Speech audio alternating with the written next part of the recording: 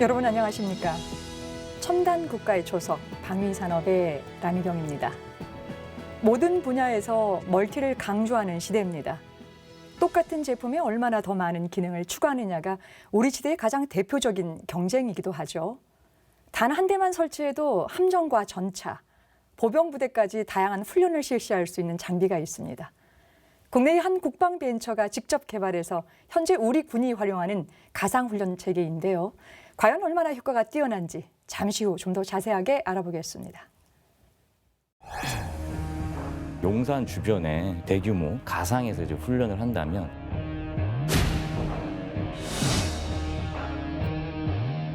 실제적으로 거의 불가능한 상황이거든요.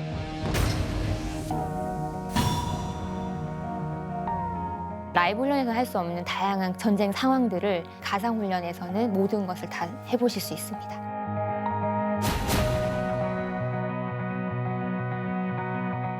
기존의 조종, 조작, 숙달 훈련에서 전술 훈련 레벨로 시뮬레이터가 업그레이드 된 거죠.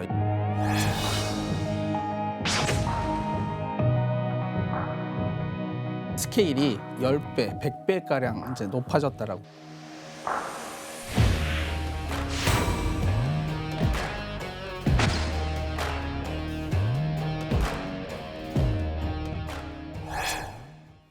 첨단 국가의 초석 방위산업. 오늘은 국내 기술로 개발한 가상훈련 시뮬레이터에 대해 알아보겠습니다. 스튜디오에 이 시스템을 개발하신 주인공들 모셨는데요. 먼저 주식회사 네비웍스의 원준희 대표님 반갑습니다. 반갑습니다. 같은 회사에서 일하시는 구본홍 상무님도 자리하셨습니다. 네, 반갑습니다. 네, 안녕하십니까. 오늘도 국방벤처계의 마당발이시죠? 국방TV 보도팀의 윤현수 기자 자리하셨습니다. 네, 안녕하십니까? 바쁘시죠? 네, 최선을 다하고 있습니다. 원준희 대표님, 20년 동안 국방벤처를 운영하시면서 많은 이제 군용 시스템을 개발하셨는데요. 오늘은 우선 그중에서 가상훈련 시스템에 대해서 구체적으로 좀 알아볼까 하는데요. 이제 우리 프로그램에서도 함정 운항 시뮬레이터나 또 항공 조종에 관련된 부분에서 이미 좀 소개가 됐습니다. 이 가상훈련 시스템에 대해서 좀 쉽게 설명을 좀 해주시죠. 네, 가상훈련 시스템이라는 것은 좀 전에 말씀하신 함정 운항 시뮬레이터, 항공 조종 시뮬레이터 이런 것들을 포함하는 내용입니다. 근데 가상훈련 시스템이라는 용어가 최근에 많이 부각된 거는 기존의 시뮬레이터 영역에서 소프트웨어 기술을 기반으로 혁신적인 기술적인 진보가 있었어요. 그 뒤에 시뮬레이터라는 용어보다는 가상훈련 체계, 가상훈련 시스템이라는 용어를 많이 사용하게 됐습니다. 예. 그리고 이제 그 가상훈련 시스템이 소프트웨어 혁신으로 이제 더 진보됐다고 해서 하면 기존의 시뮬레이터와 그러면 뭐가 차별화되냐?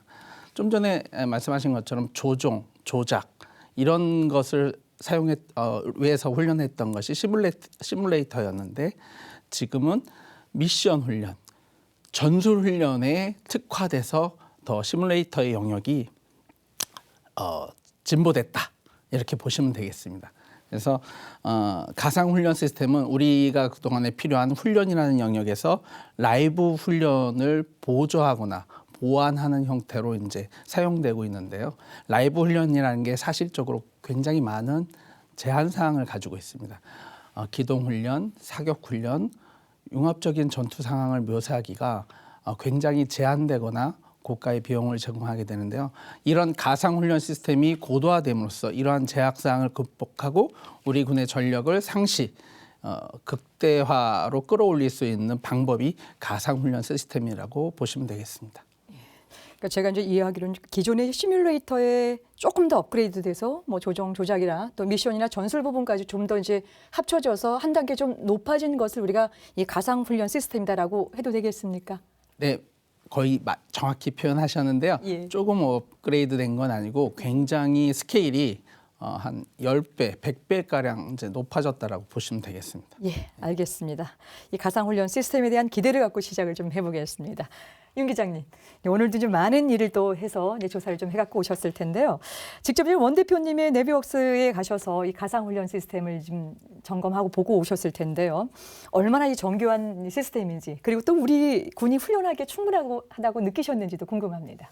네, 그 내비옥스는 우선 그 장병들이 그 가상의 공간에서 전술훈련을 할 수 있는 그 소분의 전술훈련 체계, 그리고 고정익기, 회전익기의 훈련을 할 수 있는 전술훈련 시뮬레이터 플랫폼을 국내에서 최초로 개발한 업체로 알고 있습니다. 내비옥스가 개발한 장비 중에서 저는 그 UH-60 헬기에 대한 전술훈련 시뮬레이터 시스템을 직접 체험을 해봤는데요. 헬기 조종석과 똑같이 구현된 그 공간에 앉아서 고글같이 생긴 그 HMD 헤드 마운티드 디스플레이라는 장비를 머리에 쓰면 눈앞에 그 가상 화면이 360도로 펼쳐집니다. 그리고 그 조종관을 잡고 계기판을 누르면서 비행을 할 수 있도록 구현이 됐는데요. 실제 그 헬기 조종사가 된 기분을 느꼈고요. 다만 제가 워낙 처음 접하고 또 그 운전자로 치면 그 초보 운전자이기 때문에 추락을 하는 경우가 좀 많았습니다. 그래서 이륙하면 추락하고 계속 이런 그 것들을 좀 반복을 했던 기억이 나는데요. 다만 그 추락할 때마다 마치 그 높은 고도에서 추락하는 그런 오싹한 기분이 들었던 생각이 나고 비명 소리가 절로 날 정도입니다. 그만큼 그 하드웨어 그리고 소프트웨어를 잘 연동해서 현실하고 혼동될 정도로 구현을 잘 해놨다고 생각이 들고요.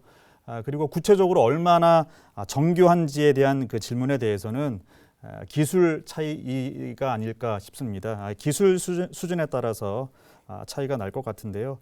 제가 보기에는 국내 업체도 해외 그 선진국과 비교해서 상당한 수준의 기술력이 올라와 있다고 생각이 들지만 또 반면에 또 실제 현장에서 직접 이런 장비들을 사용하시는 사용자분들 이 더욱더 자세하고 세밀하게 느끼실 수가 있기 때문에 이 부분에 대해서는 더욱더 앞으로 좀 관심을 갖고 목소리를 좀 내셔야 된다고 생각을 하고요.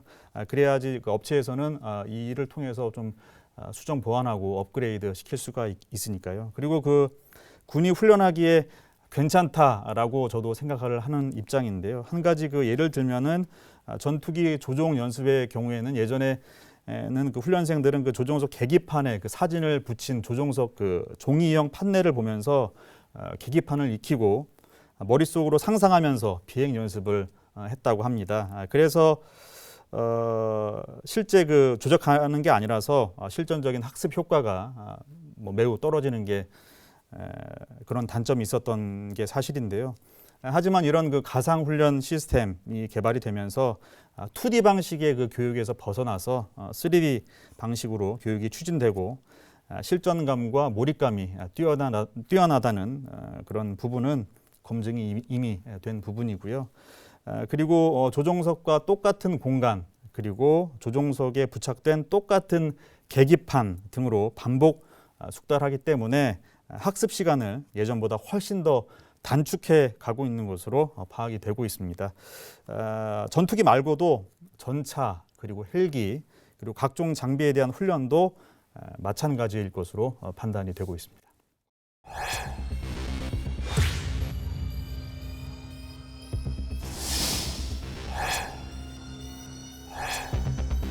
가변형 전술훈련 프로그램은 기존 시뮬레이터와는 굉장히 차별화된 포인트가 몇 가지 있는 제품입니다.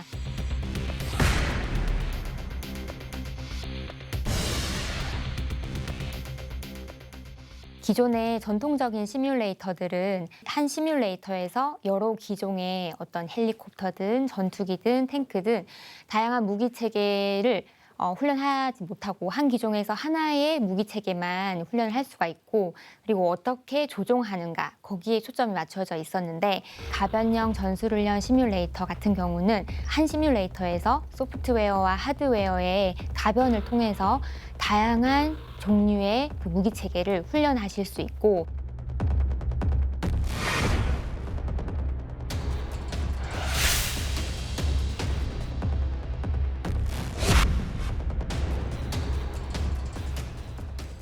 훈련을 하고 있는 중간에 지휘관이나 통제관이 다양한 기상 변화나 날씨 변화 그리고 밤낮 이런 것들에 대한 변화를 줄 수가 있고 예상치 못하는 다양한 시나리오들이 있을 수 있잖아요.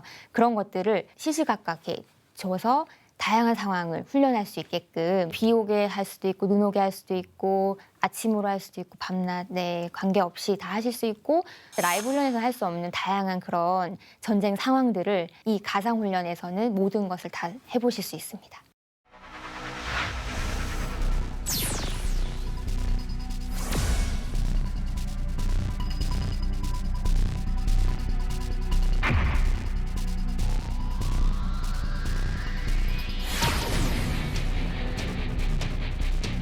시나리오를 이제 3D로 구성할 수 있는 무기 체계라든지 군인이라든지 지형이라든지 이런 것들을 3D로 구성할 수 있는 그런 툴이 제공이 되고 그리고 그런 시나리오 편집기가 또 있습니다. 그래서 시나리오를 아군 적군 배치하고 밤낮이나 지형 선택 이런 것들을 할 수 있는 시나리오 편집기.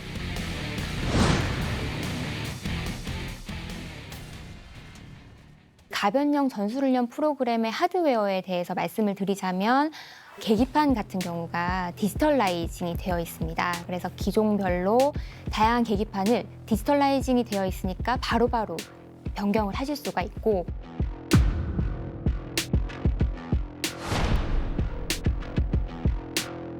그 모든 것들이 다 녹화가 됩니다. 그래서 훈련이 다 마치고 나면 사후 강평을 통해서 부족한 부분들을 교관과 훈련생이 같이 보고 다음 훈련에 적용할 수 있게끔 하는 일련의 소프트웨어 도구들이 그 안에 다 내장이 되어 있습니다.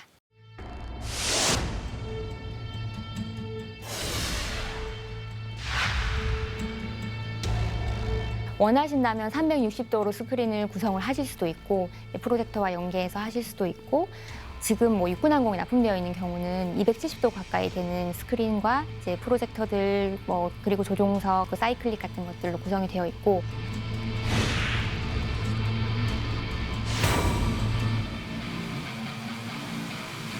4차 산업혁명의 핵심 기술인 가상 증강현실 그리고 햅틱과 같은 기술들을 융합을 해서 HMD 속에서 가상의 계기판을 햅틱 글로브로 터치를 하면서 운항하실 수 있고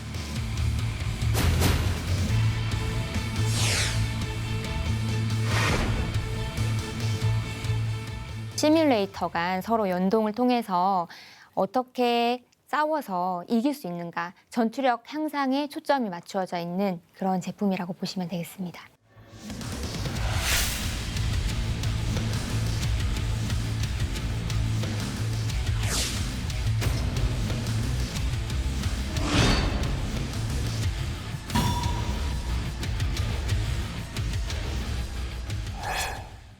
네, 자료화면 잘 봤습니다. 이제 앞서 개념을 잘 설명해 주셨지만 이 특징과 장점을 조금 더 좀 자세히 알아볼 텐데요.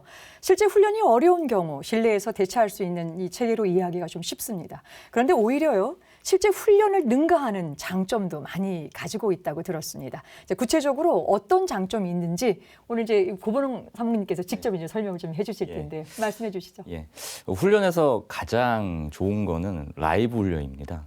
하지만 이제 굉장히 무기 체계들이나 새로운 이런 시스템들이 도입이 되면서 실제적인 그런 라이브 환경에서 훈련을 하는 것들이 굉장히 이제 제한 사항들이 이제 많이 존재하다 보니까 그런 것들을 보완하고 또 대체하고 새로운 좀 훈련 개념을 도입하기 위해서 이런 가상 훈련 시스템들이 많이 도입되고 있는데요. 그래서 그것들이 기존의 이런 라이브 환경의 훈련 체계들을 보완할 수 있는 굉장히 좋은 시스템 재료로 이게 등장을 했고요. 실제적으로 예를 들어서 이런 용산 주변의 도심에 어떠한 중대 규모의 이런 대규모 산발적인 국지적인 전투가 벌어지는 상황을 가상에서 이제 훈련을 한다면 실제 라이브 환경 같은 경우는 그러한 환경도 조성을 해야 되고 또한 거기에 들어가는 여러 장비들 또 군인들 이런 것들을 동원하기가 실제적으로 거의 불가능한 상황이거든요. 그렇다 보니까 이러한 새로운 개념의 이런 가상훈련 시스템들이 개발되고 발전되면서 그런 환경, 훈련 환경을 조성하고 또한 거기에 들어가는 여러 시나리오들을 이렇게 만들어낼 수가 있는 것입니다. 그러다 보니까 거기에 이제 여러 군인들이 반복적으로 이렇게 투입이 돼서 훈련을 하다 보니까 기존의 훈련과는 다른 이런 많은 이제 전술들도 개발할 수가 있고 또한 그 전투력 부분에서도 굉장히 이제 상승할 수 있는 그런 효과를 많이 보고 있습니다. 예, 그렇군요. 무엇보다 지금 라이브 환경을 만든 상태에서 훈련을 이렇게 해본다라고 하는 것은 굉장히 큰 여러 측면에 있어서 어떤 전투력이나 이런 부분들을 이제 증가시킬 수 있을 텐데요. 근데 이제 실제 야전 훈련에서 이렇게 기대하기 힘든 또 장점을 발휘하면서 이 경제적인 또 그 비용 절감도 한다는 얘기가 좀 있는데요. 이 경제적인 효과를 포함해서 우리 가상 훈련 시스템에 있어서의 또 다른 장점 마저 설명해 주시죠. 전 세계적으로 이 가상훈련 시장은 이제 수십조의 이제 시장을 과거부터 이렇게 형성을 하고 있었습니다. 그런데 이제 국내 같은 경우도 매년 이제 방위비가 이제 상승을 하면서 이쪽도 이제 꾸준하게 이제 증가를 하고 있는 상황인데요. 근데 경제적인 효과로 봤을 때는 이 관련된 기술들이 이제 발전을 하면서 그 관련된 기업, 하드웨어, 소프트웨어 이런 여러 가지 것들이 이제 발전을 하다 보니까 관련된 이제 일자리 창출이라든가 아니면 기업의 경쟁력도 계속 상승을 하고요. 또한 그것과 유관된 이제 후광 사업들이 이제 발전을 하고 있습니다. 그러다 보니까 그러한 것들을 통해서 이제 경쟁력 있는 기업들은 이러한 제품들을 수출하고 그런 이제 많이 이제 발전을 하고 있는 상황이고요.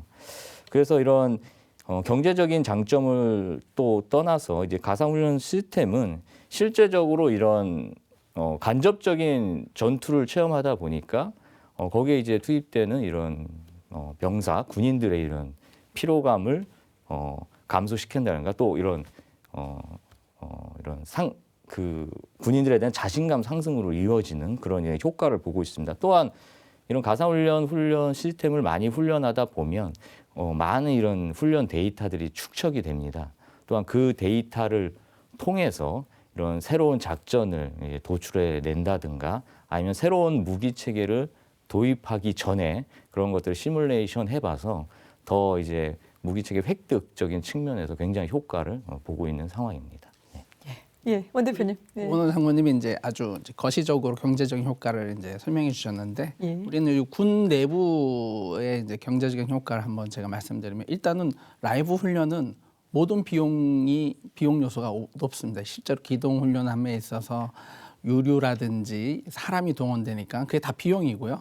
다음에 실제로 기동 훈련을 통해서 사고 우려가 굉장히 많습니다. 그 사고나 어떤 민간 시설 파괴 또는 어떤 민원 이런 것들을 다 금액적으로 환산하면 굉장히 무한한 이제 금액이 나오는데 이런 이 리스크나 금액적인 그 비용을 거의 최소화한다는 거죠. 시스템이 구축되고 나면 가상훈련 시스템이 구축되고 나면 전기세만 있으면 됩니다. 그래서 이제 군 내부에서는 군을 운영하고 훈련하는데 이제 비용을 생각 안 할 수가 없는데 그런 부분에 있어서는 엄청난 경제적 효과가 있고요. 또 구본 상무님 말씀하신 대로 이게 가상 시스템이 산업화됨으로써 국내 기업을 이제 육성시키고 수출 산업으로까지 이제 확장시킬 수 있다라고 보시는 것이 맞겠습니다. 예. 뭐 상무님과 또 대표님 뭐 말씀 이게 또 장점 하라고 하면 계속 말씀하실 것 같은데 저는 두 가지가 딱 이제 오는데요. 하나는 이제 일자리 창출에 있어서 굉장히 큰 많은 영향을 좀 주고 있다라고 하는 거. 또 하나는 사용하는 사용군 내부에 있어서의 뭐 그 비용에 대한 뭐 절감 부분도 있겠지만은 안전하게 이 병사들이 이 부분들을 훈련할 수 있다라고 하는 이 두 가지만 가더라도 굉장히 큰 제가 이제 이 장점 같은 생각이 드는데요. 자, 그렇다고 한다면 이 시스템이 우리 군에 들어와서 지금 얼마만큼 이제 보급이 되어 있는지 중요하고요.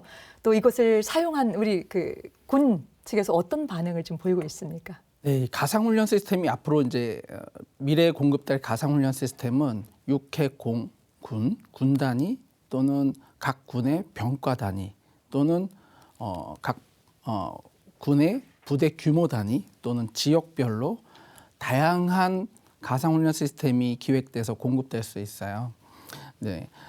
근데 이제 저희가 당사가 개발하고 공급해서 전력화 성공한 사례를 하나 들어보면 육군 항공사령부 산하의 항공학교를 비롯해서 6군데 육군 항공 전술훈련 센터에 가변형 전술훈련 시스템이라고 이제 저희가 공급한 것이 있는데요. 항공부대의 트레이닝 센터가 공급되기 전에는 이제 라이브 훈련만 했겠죠. 헬리콥터니까 이제 이착륙 훈련 뭐 기본적으로 조종 훈련, 그 다음에 여러 가지 미션 훈련은 비행기가 이제 떠 있는 상태에서 또는 이제 모의 논리 훈련만 할 수밖에 없는 제한 사항이 있습니다. 물론 라이브 훈련할 때 많은 이제 유류 비용이나 인건비가 들어가겠죠. 근데 이 가상 훈련 시스템이 딱 공급되면서 조종 훈련은 물론이고 각 항공기별로 주요 미션들을 훈련할 수 있는 환경이 생긴 거죠. 그래서 또 이 미션 훈련을 헬리콥터 한 대 또는 조종사 한 명이 하는 게 아니라 팀 단위로 할 수 있는 기회를 제공합니다. 이게 뭘 의미하냐면 기존의 조종, 조작, 숙달 훈련에서 이제 전술 훈련 레벨로 우리가 그 시뮬레이터가 업그레이드 된 거죠. 이게 뭐 조금 좋아진 게 아니라 레벨이 다른 거죠. 조종 훈련만 하던 게 우리가 이 기종으로 수송을 하든 전투를 하든 이거를 할 수 있는 훈련 환경을 제공했다는 것은 정말 큰 의미였다고 생각합니다. 그래서 우리 군이 이거의 활용도가 굉장히 높습니다. 거의 이 여러 군데 설치되어 있는 이 트레이닝 센터의 시뮬레이터들을 가상훈련 시스템을 이용을 해서 내부적으로 경진 대회도 하고 내부적으로 이제 계속 전술적인 어떤 기량을 이제 계속 업그레이드하기 위해서 지속적으로 활용하고 훈련을 하고 있습니다. 네. 그렇군요. 말씀 잘 들었습니다. 윤 기자님, 저는 이제 4차 산업혁명이 아주 빠른 속도로 지금 이제 정착을 하고 여러 가지 이제 응용 지금 되어가고 있는 이 즈음에 있어서요. 이런 훈련 시스템이 100년은 아니어도 그래도 좀 적어도 수십 년 후에는 조금 작동이 되지 않을까 싶은 생각을 했는데 오히려 우리가 상상하는 것 그 속도보다도 더 빠른 속도로 지금 이제 현실에서 이걸 이제 발견을 해 보는데요. 실제로 다른 나라에서도 좀 많이 활용하고 있는 그 시스템인가 일단 궁금하고요.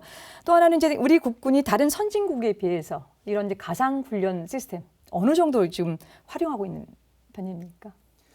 네, 우선 그 인공지능 알파고가 프로 바둑 기사죠. 이세돌 구단을 꺾을 수 있을지 아무도 예상하지 못했던 것처럼 그리고 베테랑 파일럿, 탑건 파일럿이 AI 파일럿과 모의 전투에서 전패하는 일이 이제 어제 오늘 일이 아닌 것처럼 4차 산업혁명 시대의 관련 분야 산업은 아주 빠르게 진행이 되고 있습니다.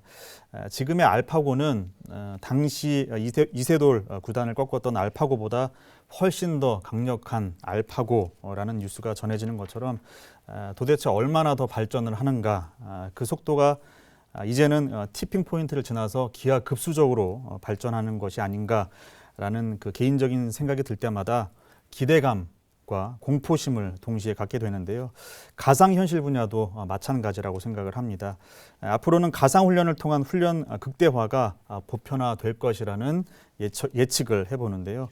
실제로 그 미군의 경우에는 20년 전부터 가상훈련 장비로 효과를 보고 있는 것으로 알려져 있죠. 그래서 파병지를 똑같이 구현한 그 가상 공간에서 전투원이 직접 제자리에서 뛰고 걷고 또 숨고 전방에 총을 쏘면서 훈련을 반복 숙달해서 실전에 투입이 돼서 전투력을 극대화시키고 있는 건데요. 1만 시간의 법칙이라는 게 있지 않습니까? 그래서 1만 시간 이상을 반복 숙달하면 어떤 일이든지 그 분야에서 프로가 될 수 있다라는 말처럼 현실과 똑같은 가상 공간에서 1만 시간 그리고 2만 시간, 10만 시간 이상 교육 훈련을 통해서 전투 기술을 몸에 익히고 실전에 투입되는 대원들의 전투력이 어떨지 각자 한번 상상해 보시면 좋을 것 같습니다. 이것이 바로 세계에서 미군이 항상 앞서가는 이유이고 최강인 이유가 아닐까 생각이 드는데요. 우리 군도 현재 국방개혁 2.0을 통해서 변화와 혁신을 잘 추진해서 한계를 넘어서는 초인류 육군 건설을 위해서 노력을 하고 있습니다. 군은 이러한 일환의 하나로 시뮬레이터를 이용해 다양한 훈련을 진행을 하고 있는데요. 해군도 저번에 소개해드린 그 함교 요원들을 위한 조함훈련 시뮬레이터를 운영하고 있고요. P3C 해상 초계기 시뮬레이터와 유도탄 모의 발사 훈련 장비, 전자전 훈련 장비, 대공 모의 사격 훈련장, 대잠 전술 훈련장 등도 보유를 하고 있습니다. 공군은 KT-1 기본 훈련기에서 F-15K에 이르는 거의 모든 주요 고정익 항공기를 모의로 운항할 수 있는 시뮬레이터를 확보를 하고 있습니다. 국방부는 기존의 시뮬레이션 훈련 체계를 더욱 진화시켜 나가겠다는 계획이고요. 그리고 마지막으로 말씀드리고 싶은 거는 아까 그 하셨다시피 점차 갈수록 그 야외에서 이루어지는 실전 훈련에 제약이 따르는 게 사실입니다. 한 번 훈련을 하게 되면 또 그 막대한 비용이 들어가는 부분도 무시할 수 없고요. 또 지역 주민과의 그 상생 관계 측면도 무시할 수 없는 부분입니다. 최근에 그 국가 안보와 그리고 사격장 인근 주민 생활권 문제 등이 맞물려서 또 심각한 또 갈등을 일으키고 있는 시점에서 이런 문제를 해결하기 위해서 방법으로 그리고 그 4차 산업혁명 시대 선두주자로 나가기 위한 발판을 마련하기 위해서 좀 더 발전된 그 초고속 네트워크 환경에서 좀 더 현실감 있는 가상현실 콘텐츠 개발을 고민해 가고요. 그리고 앞으로 이를 군에 도입해서 발전시켜 나가야겠다는 생각이 듭니다.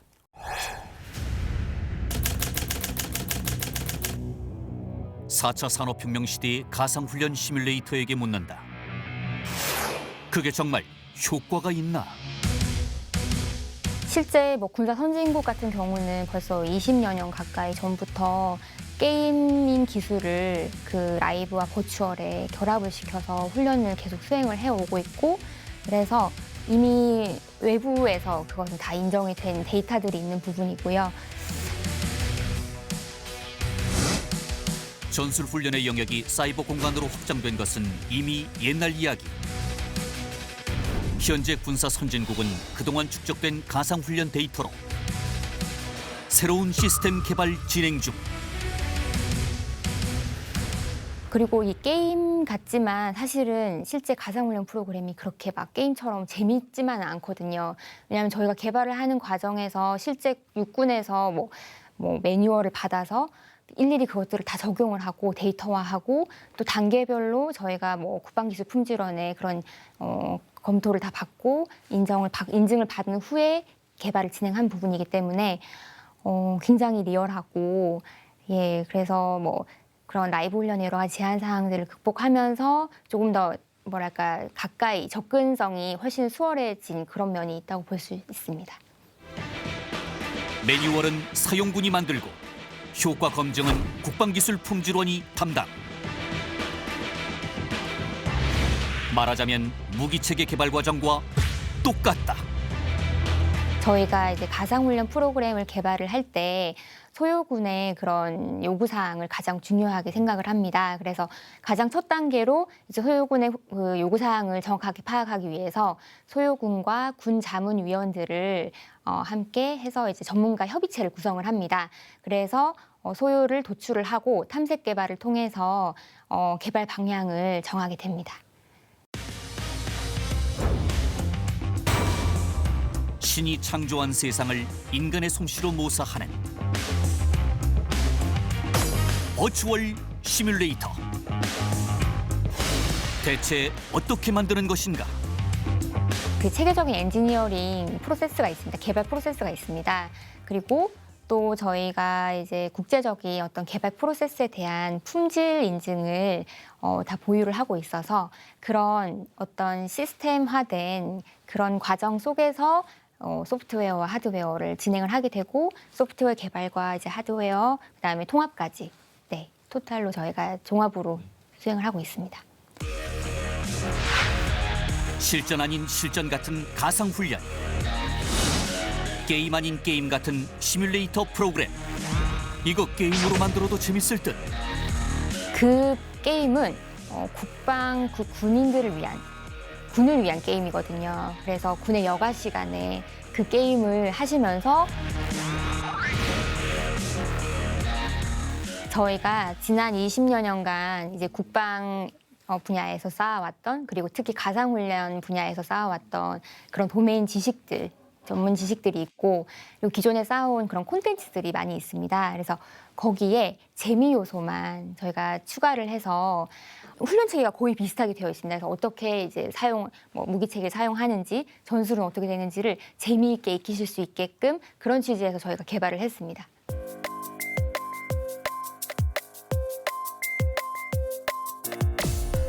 실전은 훈련처럼, 훈련은 게임처럼. 이제 미래가 아니라 현재의 이야기.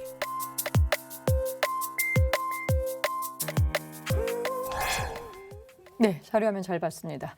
원 대표님은 원래는 모두가 부러워하는 대기업에 다니셨다고 들었는데요.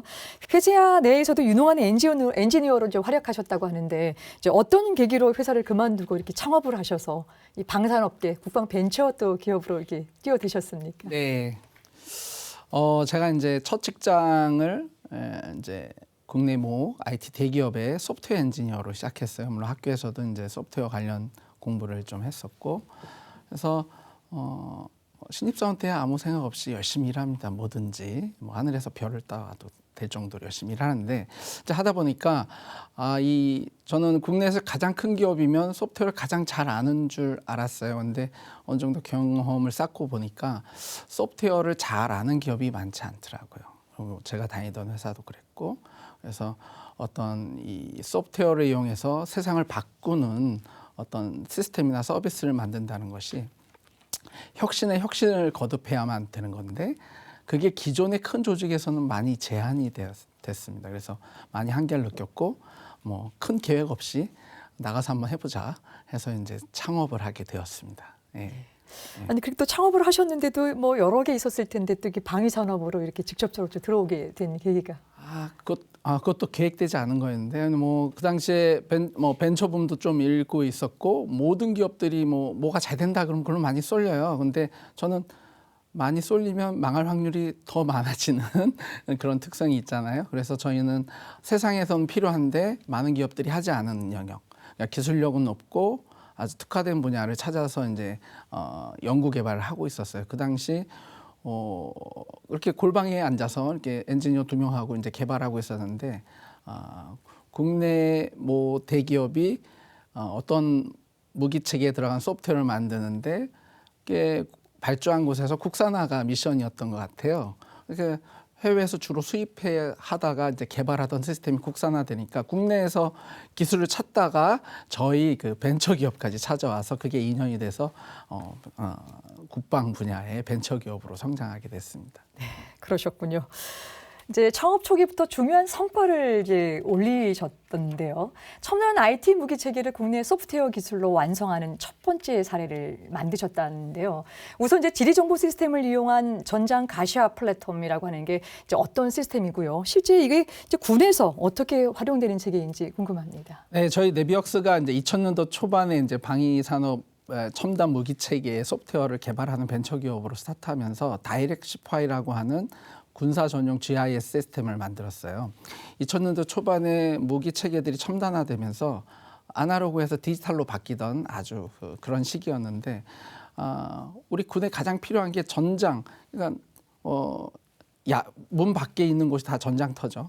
이것을 디지털라이징하고 정보 체계화하고 이걸 매니징할 수 있는 시스템들이 각 무기 체계별로 각 군별로 이제 개발이 되던 시기였어요. 그때 GIS 엔진이 국산화된다는 게 굉장히 중요한 시기에 저희가 타이밍 잘 맞춰서 그게 개발이 되고 있었던 거예요. 그 전에는 아날로그식으로 종이 지도나 어떤 이런 시스템을 사용했었고, 일부가 해외 GIS 엔진을 도입해서 사용하고 있던 시점에 저희가 정말 중요한 부분을 국산화 성공해서 아주 우리 국가가 군이 잘 활용한 셈이 됐습니다. 예, 뭐 또 경수님 말씀을 좀 주셨습니다만은 아날로그에서 디지털로 전환되는 시점에 또 스타트업을 또 창업을 하셨었고, 또 그 이제 기운을 이제 또 바로 이제 받아서 이제 진행을 하셨다고 말씀을 좀 주셨는데요. 이 네비웍스의 시스템이 최초의 국산화 사례였다라고 하는 것은 그 이전에는 모든 외국산 시스템을 또 사용했다는 뜻으로 이제 반증해 볼 수 있는데요. 아마 현실에서 세계를 가상의 세계에서 실현하는 것만큼 외국제가 점령하고 있던 그런 시스템을 국산화하는 과정 역시 만만치 않아 보이거든요. 원 대표님, 그 가운데서 가장 어려웠던 점 어떤 걸 꼽을까요? 항상 뭐 저희 국방 분야뿐만 아니라 없던 거를 새로 한다는 건 다 어떤 장벽이 있습니다. 그거 여태 안 됐었는데, 없었는데 그거 믿을 수 있어, 이런 이제 반응이 있었죠. 해외 제품만이 안정적이고 신뢰할 수 있고 마음 편히 쓸 수 있다, 뭐 이런 이제 허들을 넘기는 거가 굉장히 중요했고, 두 번째 이게 새로운 장비를 들여오는 게 아니라 새로운 소프트웨어 기반의 서비스, 솔루션을 들여오는 거다 보니까 소프트웨어를 또 잘 몰라요. 그러니까 그 당시만 해도 우리 기업, 뭐 일반 산업, 뭐 군도 2000년대 초반에는 아주 전문가들이 별로 없었습니다. 그러다 보니까 그 인식의 한계를 넘는 게 가장 어려웠고요. 지금은 이제 우리가 어느 정도 소프트웨어로 전 세계에 뭐 좀 할 수 있다 이 얘기 할 수 있는 이제 단계까지 와 있습니다. 네. 그러시군요.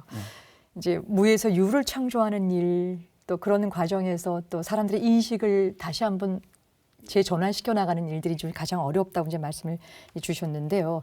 이제 가상훈련용 소프트웨어 분야를 이제 국산화시킨 정말 주인공이시기 때문에요. 적어도 국내 시장 마케팅에는 또 별 어려움 없이 이렇게 또 진출하지 않았나 싶은 생각을 했는데 어떠셨습니까? 오히려 2000년대 초반에 이제 GIS 엔진을 국산화하면서 2D 기반의 우리가 이제 소프트웨어는 전부 가상 시스템의 분류라고 볼 수 있는데요. 그쪽 무기체계에 들어가는 소프트웨어 쪽이 오히려 좀 더 쉬웠던 것 같고요.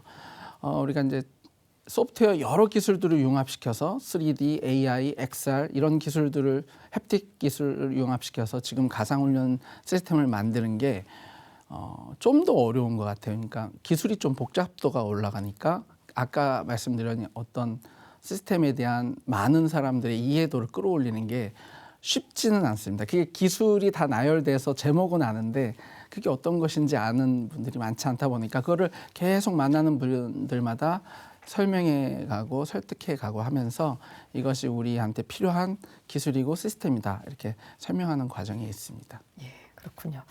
이제 네비웍스가 이제 가상훈련 시스템을 국산화하고 또 관련 기술을 이제 발전시켜 나가고 있는데 구상님, 이런 것이 지금 현재 우리가 국방벤처에서 특히 이제 그 네비웍스처럼 이렇게 스타트업으로 시작된 그런 방산 업체로서는 굉장히 또 중요한 또 사안이 될 수가 있거든요. 또 이제 관련 기술 이렇게 국산화시켜 나가는 거 어떤 의미로 우리가 평가해 볼 수 있을까요?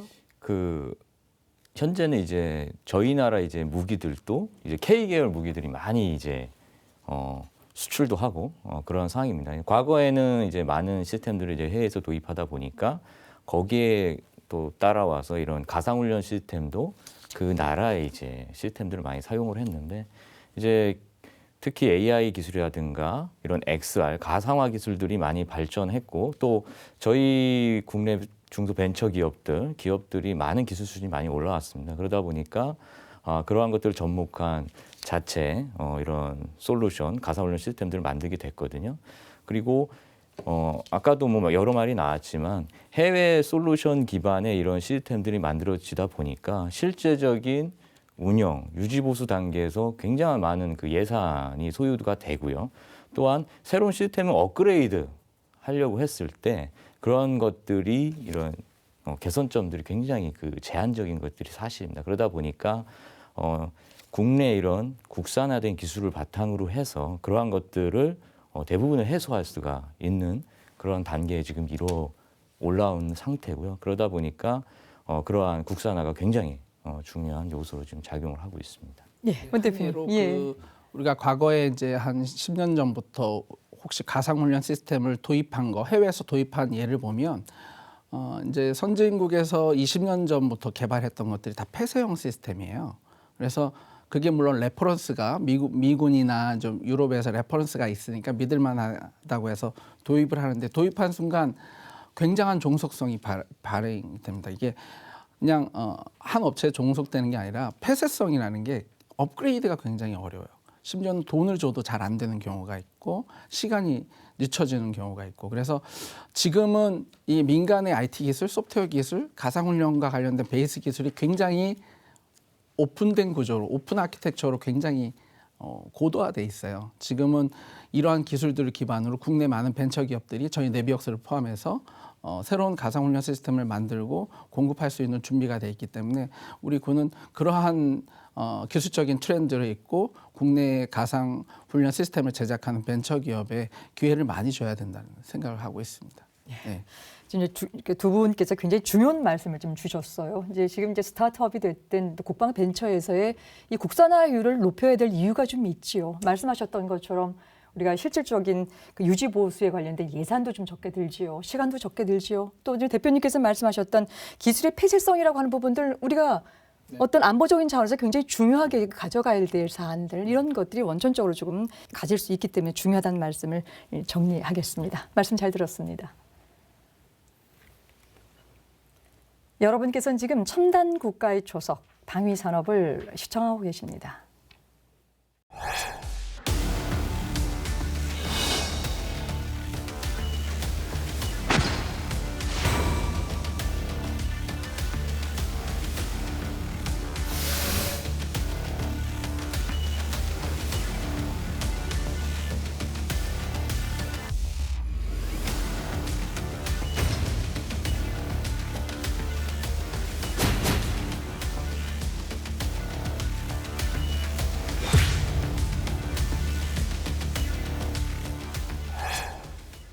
네, 자료면 잘 봤습니다. 윤 기자님, 이제 국방벤처 중요성은 이제 저희가 계속적으로 지속적으로 지금 강조를 하고 있습니다. 올해 마침 방산 중소벤처기업협회가 설립이 됐는데요. 어떤 단체인가요? 네, 그 마당발이라는 표현을 저한테 좀 해주셨는데요. 그 국방 중소벤처업체 관련 인터뷰를 또 해왔던 사람으로서 마치 그 제일처럼 기분 좋은 소식입니다. 방위사업청은 그 지난 6월 4일 1년여간의 그 심사숙고 끝에 방위산업 관련으로는 국내 첫 민간 단체인 방산중소벤처기업협회에 법인 설립을 허가를 했습니다. 1년여간의 심사숙고 끝에라는 문장에서 방위사업청의 그 고심한 흔적이 엿보이는데요. 이 분야에서 근무하는 분들 입장에서는 한 단계 도약을 위한 발판을 세울 수 있는 주춧돌을 세울 수 있는 소중한 기회가 아닐까 생각이 들고요. 협회는 국내 그 중소 벤처 방위 산업의 경쟁력 향상과 수출 촉진을 위해서 설립이 됐습니다. 협회 그 초대 회장은요, 1980년대 창설해서 40년의 그 전통을 자랑하는 통신 분야 전문 기업이죠. 방산기업 연합정밀의 김용수 대표님이시고요. 부회장은 바로 제 앞에 계신 우리 그 네비웍스의 원준희 대표님이십니다. 사업 내용은 8가지입니다. 제가 그 국방 벤처 이야기는 겹쳐서 빼고요. 소개를 해드리면요. 8가지 내용을 나열해 보면 경쟁력 향상과 수출 촉진 활동, 그리고 조사와 연구 활동, 세미나 개최, 그리고 국방부 등 관련 기관에서 주최하는 행사와 세미나 참석, 전문가 네트워크 구축, 학술지 발간, 정책 개발과 건의 활동 등이 있습니다. 예전에는 그 각 지역의 그 국방 벤처 센터장 중심으로 협력 업체들이 모여서 정보를 또 교류하고 소통을 했는데 솔직히 이 부분도 자리가 만들어지지 않으면 업체 자발적으로 만나서 대화하는 경우는 거의 없는 것으로 알고 있는데요. 하지만 이제는 업체에서 자발적으로 목소리를 내고 또 유관기관과 원활한 소통을 하기 위해서 협회를 설립했다는 부분에 큰 의미가 있는 것 같습니다. 협회의 최종 목적은 국가의 이익과 방위산업 발전에 기여하는 것인 만큼 앞으로 이제 중견 그리고 대기업과도 방위산업 발전을 위해 협력하고 또 그 저번에 그 레이저 발진기를 연구 개발하는 그 무리기술 대표님께서는 국내 국방 중소벤처 업체는 돌연변이다라는 말씀을 해주셨잖아요. 그래서 앞으로 그 민군 협력의 장으로 앞으로 시너지 효과가 창출되기를 기원하겠습니다. 예, 말씀 잘 들었습니다. 이제 국방 벤처가 이제 그 방위 산업 발전의 핵심이다라고 하는 부분들, 또 여기에 그 방산 중소벤처기업 협회가 만들어졌다라고 하는 것, 또 오늘 네비웍스의 그 원 대표님께서 이제 부회장을 좀 맡고 계시는데요. 좀 총괄적으로 국방 벤처, 또 한국 그 방위 산업의 생태계 측면에 있어서의 좀 활로는 앞으로 어떤 방향을 갖고 좀 이게 그 진취적인 활동을 하실 건지를 좀 잠깐 좀 듣겠습니다. 네, 국방 중소벤처기업 협회가 이제 많은 방산 분야에 일하고 있는 벤처기업 대표님들과 임직원들의 염원이 국방부와 또는 정부, 그다음에 방사청의 어떤 인정 또는 그 오랫동안 숙고한 끝에 이것이 방위 산업 전체 발전에 도움이 되겠다라는 인정을 해주신 거라고 생각을 하고 있습니다. 그러니까 그 동안에는 우리가 이제 빨리 방위 산업의 발전을 하기 위해서 대기업 위주로 굉장히 잘 해왔습니다. 그래서 우리가 명실공히 우리가 7대라고 해야 되나요? 7위의 국방 방위 산업력을 가진 국가가 됐는데 우리가 7위에서 머물 게 아니라 5위, 3위, 2위 뭐 1위까지는 제가 얘기하지는 못하겠습니다만 더 올라가기 위해서는 또 하나의 엔진이 필요하다. 그게 중소벤처기업이 아닌가 이제 이 생각을 가지고 있습니다. 그동안에 우리가 대기업과 협력을 잘해서 지금까지의 어떤 방위산업을 이끌어왔지만 지금 우리 이제 많이 분산돼 있고 이렇게 언로가 막혀 있었던 국방 중소벤처기업들이 이렇게 의견을 모아서 좀 더 대기업하고 상생하고 또 각자 개성이 풍부한 중소벤처기업들이 글로벌 강소기업으로 이제 성장할 수 있도록 우리 협회가 지혜를 모아서 많은 활동을 할 계획을 가지고 있습니다. 예. 지금 이제 그 원 대표님이 이제 포부도 좀 들어봤지만요. 이렇게 부회장이라는 또 자리보다도 더 중요한 것은 20년 동안 국방 벤처에서 어떤 그런 경험과 또 현장에서의 그런 어떤 여러 가지를 좀 쌓아오신 이런 것들의 어떤 산 증인이신데요. 이제 앞으로 이제 국방 벤처 발전을 위해서 우리 국민이 또 공유해야 될 내용들도 있을 테고요. 또 이 원준희 대표께서 실질적으로 이제 네비웍스를 앞으로 어떻게 좀 이끌겠다라고 하는 미래적인 포부를 좀 담긴 이야기를 마지막으로 좀 듣겠습니다. 네비웍스가 20년 동안 이제 대한민국에서 방산 중소 벤처기업 성장을 해왔습니다. 그리고 많은 이제 국가로부터 혜택도 있고 저희 임직원들의 헌신으로 또 국가에 많은 헌신을 또 했다고 생각하고 있습니다. 그러한 이제 노력은 제가 이제 우리 네비웍스 임직원들이 또 제가 대표이사로 있는 한 계속될 것이고요. 그게 저희 본분이라고 생각하고 더불어서 우리 방위 산업을 책임지고 있는 많은 중소벤처 기업과 함께 그 대한민국의 방위 산업을 위해서 이제 더 노력할 것을 이제 계획하고 있는데요. 지금은 기술 혁신 시대가 도래를 했습니다. 이 기술이 벤처 기업들이 훨씬 더 잘해요. 그런 것들을 더 장려해주고 도단하게 해줄 수 있도록 제도적으로 또 사회적인 인식적인 측면으로 또는 사업적인 어떤 방법론적인 측면에서 협회가 많이 대변을 해서 이제 이야기를 해야 될 거라고 생각하고요. 저희 네비웍스는 그 가운데 소프트웨어를 담당하고 있는 회사예요. 이제 첨단 무기 체계 또는 가상 훈련 체계 모두가 앞으로 얘기하는 무기 체계는 그 동안에는 소프트웨어가 10% 하드웨어 위주가 어떤 90%의 비중이었다면 미래 전력은 소프트웨어가 90% 하드웨어가 10% 이게 바뀌는 시대예요. 그래서 벤처 기업이 중요하고 또 저희 네비웍스 같은 소프트웨어 IT 기업의 역할이 굉장히 중요합니다. 저희는 뭐 4차 산업혁명, 뭐 사회에서 많이 얘기하고 있는 AI, XR 관련된 클라우드 관련된 기술로 잘 학습된 회사예요. 그래서 굉장히 조금 제 입으로 이렇게 얘기하기가 좀 조심스럽긴 한데요. 굉장히 앞으로 우리 방위 산업에 많이 기여를 할 것으로 보고 있고요. 더 나아가서 방위 산업에 국한되지 않고 대한민국 IT 산업의 혁신에 크게 우리 네비웍스가 그리고 네비웍스 임직원들이 기여하리라 생각하고 있습니다. 예, 뭐 아주 단적으로 우리가 미래 전력을 하드웨어와 소프트웨어의 어떤 포션이 90에서 10에서 90으로 전환될 것이다라고 하는 그런 기본적인 또 마인드를 갖고 계시다라고 하는 걸로 오늘 말씀 잘 들었습니다. 정리하겠습니다. 첨단 국가의 조석 방위산업.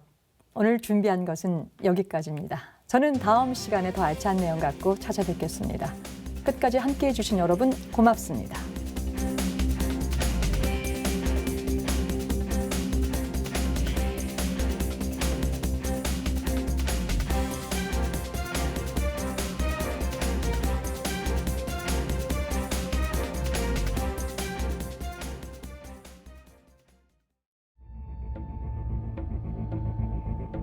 우리나라가 미사일 기술을 갖는 것은 환영하는 나라는 지금도 그렇겠지만 그 당시엔 더욱더 없었다고.